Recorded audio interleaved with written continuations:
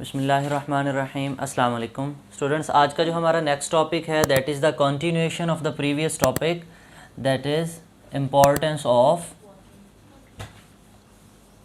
Water. Water की importance हम पढ़ रहे थे, उसमें हमने जो है वो मेन 2 पॉइंट्स डिस्कस किए थे। उनमें नंबर 1 पॉइंट क्या था हमारे पास, solvent property of the water. हमने पानी के बारे में देखा था, water is a universal solvent. फिर हमने देखा था कि कौन कौन सी चीज़ें किस तरीके से जो है वो वाटर में डिज़ोल्व होती हैं, आयोनिक हैं, नॉन आयोनिक हैं, बट हैविंग चार्ज या नॉन पोलर होंगी। नेक्स्ट हमारे पास जो सेकंड पॉइंट था that was latent heat of, नहीं उसमें था हमारे पास heat capacity of the water. क्या थी? Heat capacity. हमने ये देखा था कि वाटर का अगर हमने 1 डिग्री सेल्सियस टेम्परेचर राइज़ करना हो तो हमें कितनी एनर्जी चाहिए होगी, कितनी हीट चाहिए होगी। ठीक है, तो वो क्वांटिटी हमने देखी। नेक्स्ट है हमारे पास heat of vaporisation. Heat of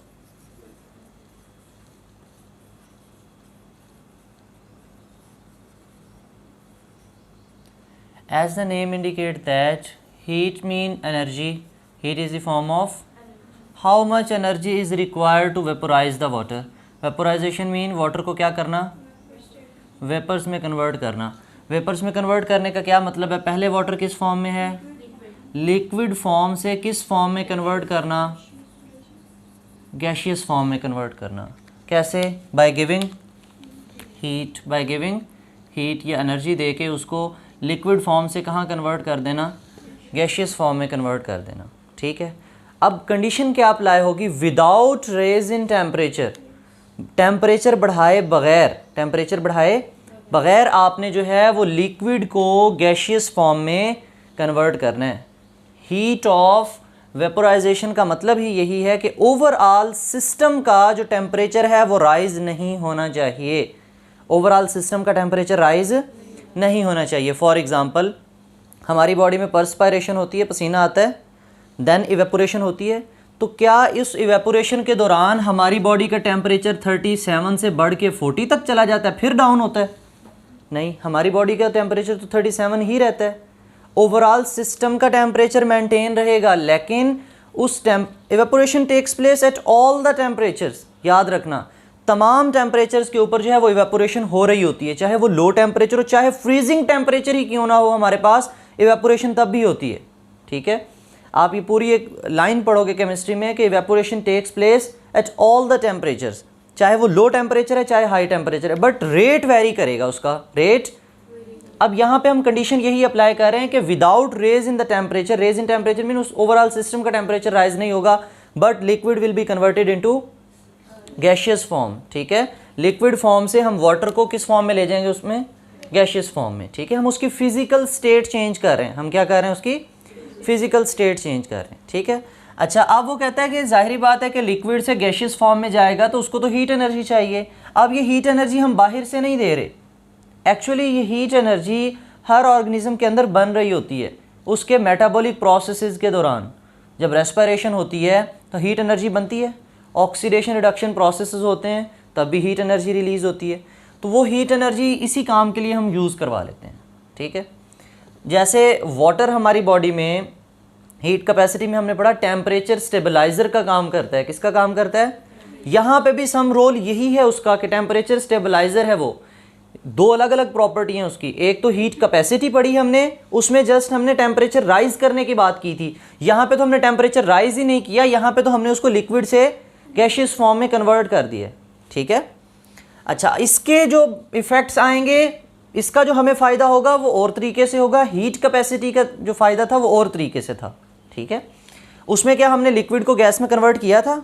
no, उसमें तो जस्ट हमने टेम्परेचर राइज करने की बात की थी। लेकिन यहाँ पे हम कहते हैं नहीं, टेम्परेचर राइज नहीं करना, आप लिक्विड को गैस में कन्वर्ट करो जस्ट, फिर देखो कि आपकी बॉडी के ऊपर क्या इफ़ेक्ट्स होंगे इसके। ठीक है, अब हम कहते हैं कि ये लिक्विड गैशियस फॉर्म में आसानी से कन्वर्ट नहीं हो जाता। इसको भी आपने प्रीवियस लेक्चर में भी पढ़ा कि वाटर के मॉलिक्यूल्स के दरमियान जो है वो हाइड्रोजन बॉन्डिंग भी होती हैं और स्ट्रॉन्ग हाइड्रोजन बॉन्ड्स भी होते हैं। ठीक है, मतलब कोवेलेंट बॉन्ड होते हैं ऑक्सीजन और हाइड्रोजन के दरमियान। तो यहाँ पे भी much more energy is required. वो कहते हैं कि किस यूनिट में आप इस एनर्जी को रिप्रेजेंट कर सकते हो। जो एनर्जी रिक्वायर है, हीट ऑफ वेपोराइजेशन है, किस फॉर्म में यहाँ पे आप जो है वो रिप्रेजेंट करोगे?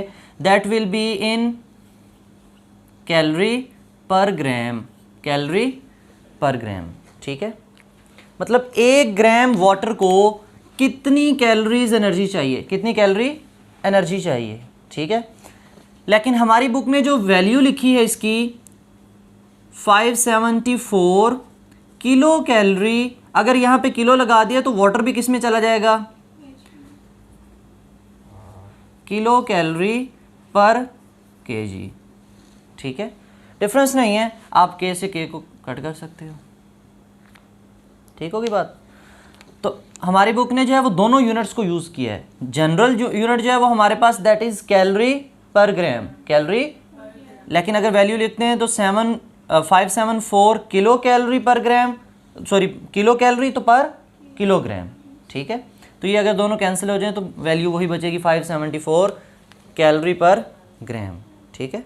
आपसे ऐसे एमसीक्यूज पूछा जा सकता है, आपसे पूछा जा सकता है 574 यहाँ पे चेंज कर दे, वो कभी किलो कैलोरी पर ग्राम लिख दे, किलोग्राम ना लिखे तो वैल्यू गलत हो जाएगी, या नीचे किलोग्राम लिख दे तो ऊपर सिर्फ कैलोरी लिख दे। तो इस चीज़ का आपने ख्याल रखना है, अगर ऊपर कैलोरी है तो नीचे ग्राम होगा, अगर ऊपर किलो कैलोरी है तो नीचे किलोग्राम होगा, ठीक है। यहाँ पे 1 ग्राम वाटर की बात करें, यहाँ पे 1 kg वाटर की, ठीक है। अच्छा, अब वो कहता है कि हमारे पास इसका हमें फ़ायदा क्या है, हमारी बॉडी को क्या इफ़ेक्ट होगा इसका, जो हम लिक्विड को गैशियस फॉर्म में कन्वर्ट कर रहे हैं उसका हमारी बॉडी को अल्टीमेट फ़ायदा क्या होगा। आपने ये पढ़ा हुआ है कि अगर जो है वो इवेपोरेशन हो, क्या हो, वेपोराइजेशन में वेपर्स बन के उड़ जाने हैं ना, इवेपोरेशन हो तो evaporation cause cooling, evaporation cause cooling, and this cooling effect will helps the organisms to maintain their body temperature, maintain their body temperature, ठीक हो गई बात। चाहे वो प्लांट्स हैं चाहे वो एनिमल्स हैं, प्लांट्स होंगे, अगर प्लांट की टर्मिनोलॉजी होगी तो उनके लिए हम कौन सी टर्मिनोलॉजी यूज़ करते थे, और अगर हमारी बॉडी की बात करेंगे एनिमल्स की तो पर्सपायरेशन, ठीक है। ये दोनों टर्मिनोलॉजीज़ हैं, ये बात क्लियर हो गई।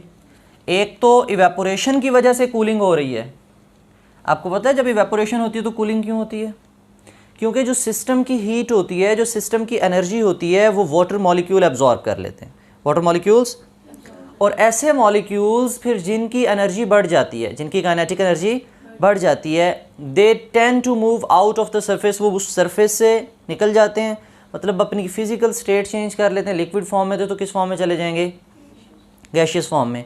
कौन से मॉलिक्यूल जा रहे हैं, लो एनर्जी मॉलिक्यूल जा रहे हैं, हाई एनर्जी मॉलिक्यूल जा रहे हैं, हाई एनर्जी मॉलिक्यूल जा रहे हैं। Living behind the low energy molecules, जो पीछे रह जाएंगे वो कैसे होंगे, low energy molecule. Overall system की एनर्जी बढ़ रही है कम हो रही है, कम होगी, ठीक है। इसका मतलब इस इवेपोरेशन की वजह से, आपकी बुक ने एक एग्जांपल भी दी है आपको कि अगर आपके पास 1 लीटर वाटर है, कितना है, 1 लीटर आपके पास जो है वो वाटर है, और आपको पता है 1 लीटर में कितने ml होते हैं, 1000 ml। वो कहते हैं अगर इस 1 लीटर ऑफ वाटर में से, इन 1000 ml में से जस्ट आप 2 ml को इवेपोरेट करवाओ, कितने ml इवेपोरेट करवाओ, 2 ml, तो बाकी रह कितने जाएंगे हमारे पास, 998 ml जो रह जाएंगे।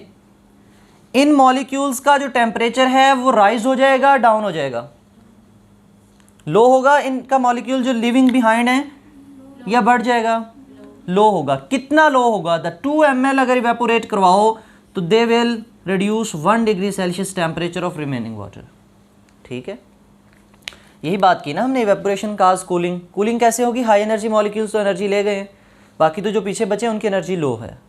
तो आपसे ये एमसीक्यूज पूछा जाता है कि कितना वाटर इवेपोरेट करवाएं, 2 ml वाटर अगर आप इवेपोरेट करवाओ, कितने में से, पर लीटर में से, 2 ml करवाओ पर लीटर, 1 लीटर की बात कर रहे हैं हम, 1 लीटर में से अगर 2 ml इवेपोरेट करवाते हो तो जो रिमेनिंग मॉलिक्यूल्स होंगे या रिमेनिंग वॉल्यूम होगा उसका कितने डिग्री सेल्सियस टेम्परेचर जो है वो डाउन हो जाएगा, 1 डिग्री सेल्सियस जो है ये क्या हो जाएगा, डाउन हो जाएगा, ठीक है। तो इससे फ़ायदा होगा या नुकसान होगा, फ़ायदा होगा। क्या फ़ायदा होगा, organism use this phenomena to maintain their body temperature, to maintain their body temperature, ठीक होगी बात। अच्छा, ये तो थी हमारे पास heat of vaporisation, heat of it's mean कि हम वाटर को एवेपोरेट करके अपनी बॉडी का टेम्परेचर मेंटेन करवा सकते हैं, इसीलिए तो वाटर हमारी बॉडी में रखा गया है। नेक्स्ट है हमारे पास आयोनाइजेशन ऑफ वाटर। क्या पॉइंट है? Ionisation of water. आपको पता है आयोनाइज जो चीज़ हो जाए, आयोनाइज का मतलब कन्वर्ट इनटू,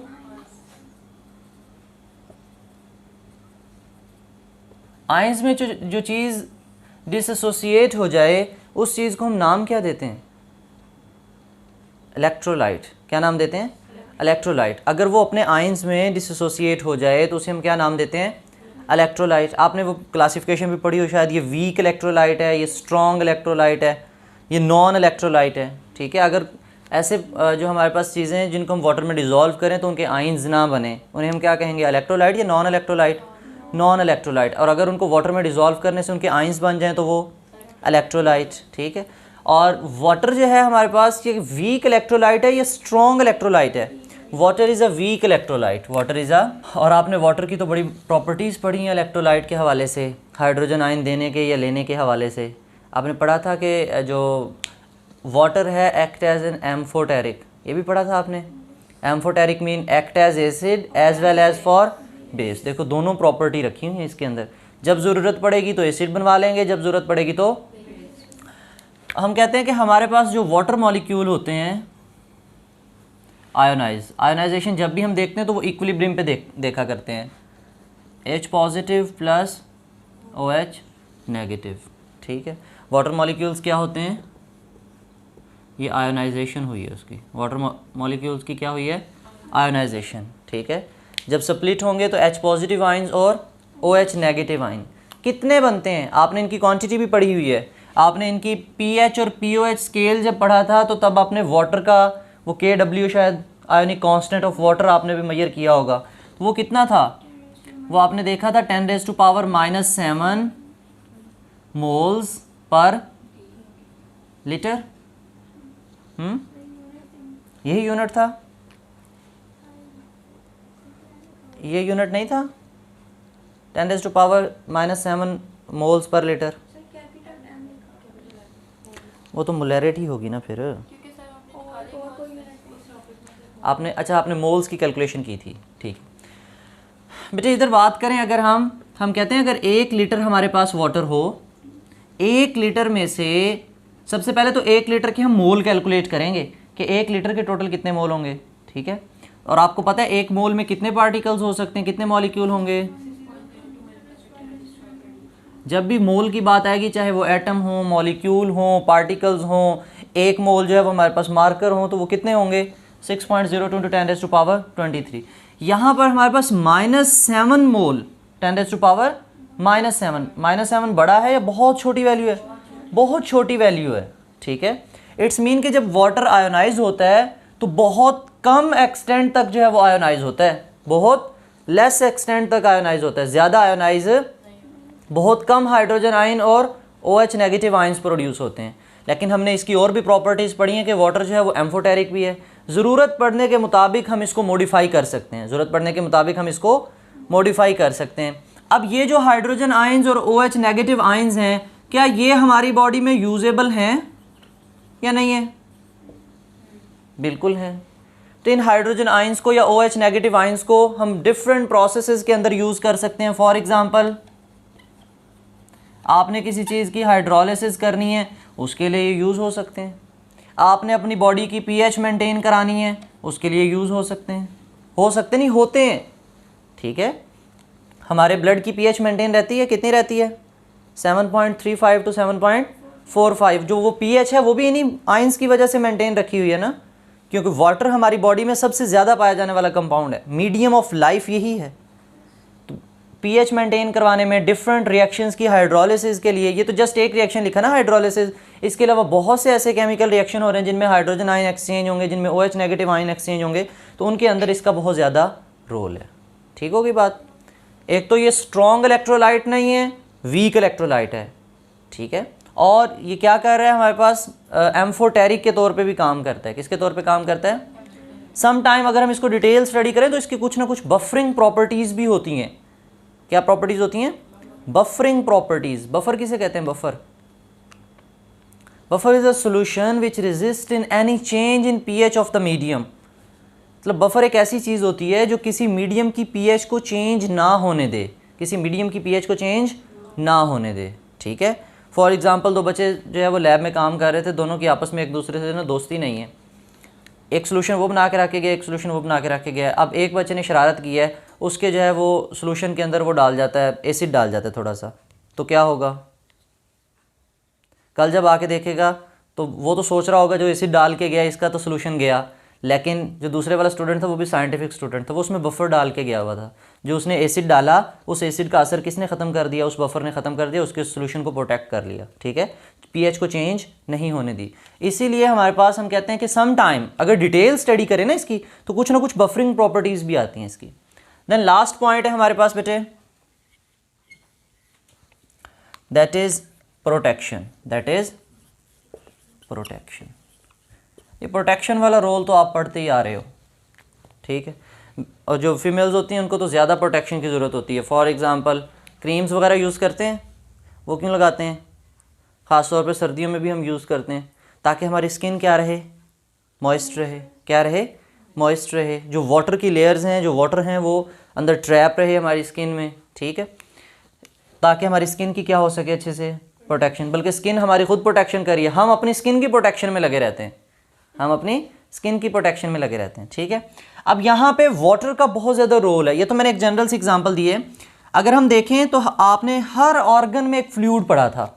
अगर आपने हार्ट का स्ट्रक्चर पढ़ा हो तो आपने पढ़ा था हार्ट की वाल्स में एक फ्लूइड होता है, that is pericardial fluid, that is pericardial fluid. अगर आपने लंग्स का स्ट्रक्चर पढ़ा हो तो आपने लंग्स के बारे में पढ़ा था, उसमें प्लूरल फ्लूइड होता है, ठीक है।